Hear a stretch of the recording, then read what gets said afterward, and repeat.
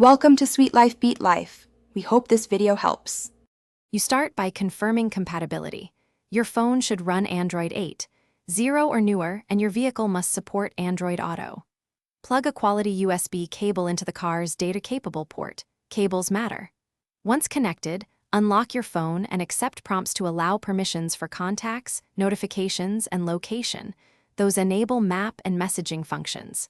If the Android Auto app isn't pre-installed, open Google Play and update Google Play services. This prevents handshake failures between the phone and head unit. Now focus on establishing the connection and configuring the interface. If your car supports wireless Android Auto, pair via Bluetooth first, then follow the wireless AA prompt. Otherwise, use a certified USB cable. Select Android Auto from the head unit menu, and when your phone prompts, grant microphone and notification permissions so voice commands and messages work. Next, open the Android Auto app to customize app order and shortcuts. This improves safety and reduces tapping while driving. Finish by verifying core functions.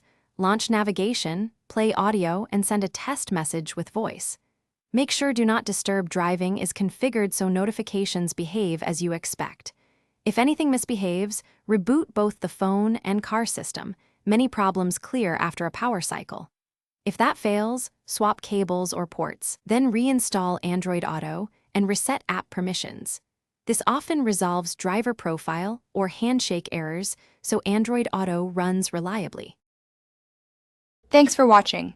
Consider subscribing if we helped you.